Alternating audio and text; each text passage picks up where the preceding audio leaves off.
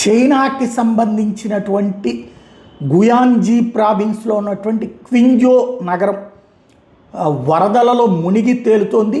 Extreme rainfall, అత్యధికమైనటువంటి వర్షపాతం అక్కడ నమోదైంది.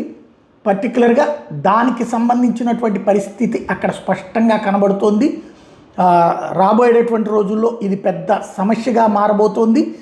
ఏదైతే 273 నిమిషాల్లో 273 మిల్లీమీటర్లు ఒక్క 8 గంటల్లో వర్షపాతం పడింది. అంటే మామూలు రోజుల కంటే కూడా 3 రెట్లు ఎక్కువ వర్షపాతం పడింది. 160 మిల్లీమీటర్లు ఒక్క గంటలోనే పడింది. అది వరల్డ్ రికార్డ్ అనమాట. అంటే ప్రపంచంలో ఇంతవరకు ఇంత భారీ వర్షపాతం నమోదు అవ్వలేదు. రోడ్డు మీద నుంచున్న వాళ్ళు నుంచున్నట్టే, ఇదిగో చివరికి ఇట్లా పడవలలో రక్షించాల్సి వచ్చింది. పెద్ద ఎత్తున ఎక్కడ కార్లు అక్కడే నిలబడిపోయినాయి. రోడ్ల మీద ఎక్కడ వాళ్ళు అక్కడే స్ట్రక్అప్ అయిపోయినటువంటి పరిస్థితి.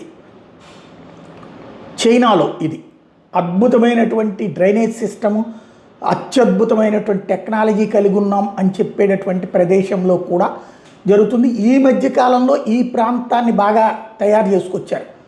అద్భుతమైన అంటే ప్లాన్డ్ సిటీ అనమాట. ప్లాన్డ్ సిటీ కూడా ఇట్లాంటి పరిస్థితి ఫేస్ చేసింది ప్రకృతి వైపరీత్యం కారణంగా.